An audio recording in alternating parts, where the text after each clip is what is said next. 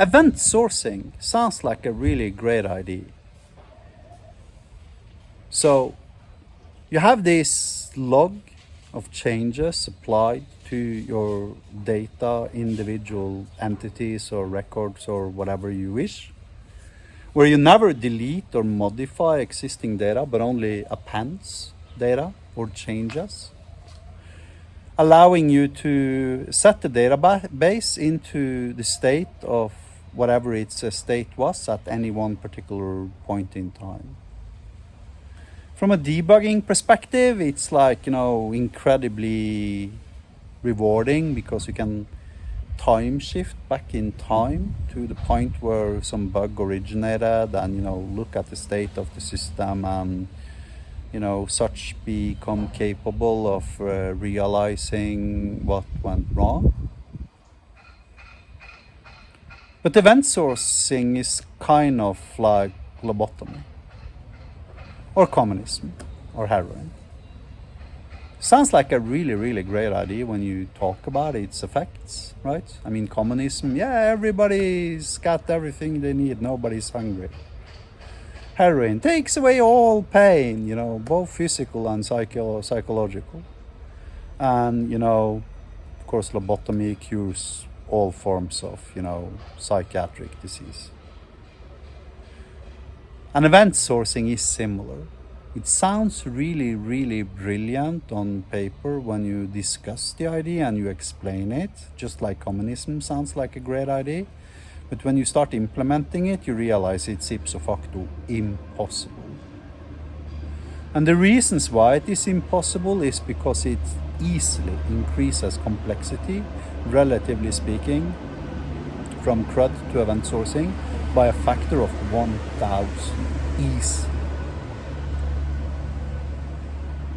Now, in addition to this, it requires you to use CQRS. So CQRS is a prerequisite for using event sourcing.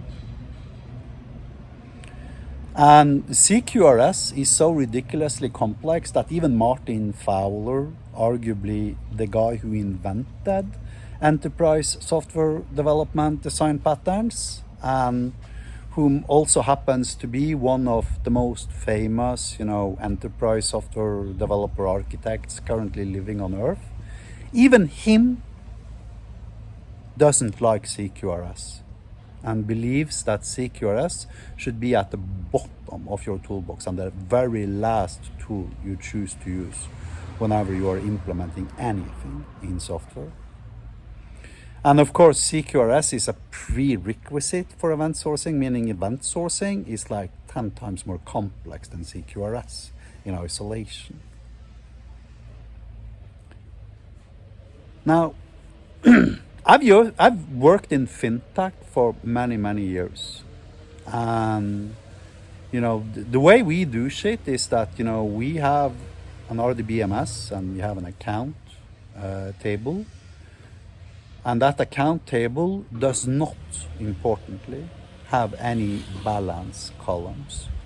Why? Because it's got a one-to-many relationship towards transactions, financial transactions.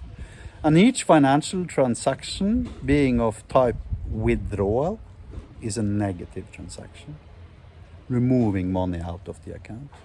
And each transaction which is of type deposit adds money to your account. So you can basically do an aggregate and sum all deposits with the sum of, and add that to the sum of all withdrawals, and you actually know the balance of the bank account. And this is a classic way of implementing single source of truth based upon aggregating multiple columns to such create a projection of a field in a table that actually doesn't exist. And for all practical concerns, it provides a similar mechanisms as event sourcing.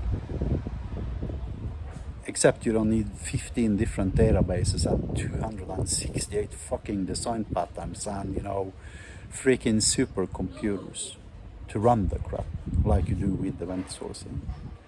Event sourcing has one single effect at the end of the day. And that effect is that it increases complexity. Everything that increases complexity is wrong, period, full fucking stop. End of debate. If you do anything in your application that increases complexity without it being an absolute necessity, that you're actually doing it from a feature point of view, then you're doing something wrong. Keep it stupid simple. And event sourcing is simply just garbage. Don't listen to them. If anybody in your, job or any one of your colleagues are starting to advocating event sourcing, throw them the fuck out of the office. They have nothing to do in your software development department. Event sourcing is madness, organized madness, just like, lobotomy and communism were. It's like, one notch down from, hats with integrated toilet paper dispensers. Seriously, it's literally that stupid of an idea. Thank you for watching. Have a nice day.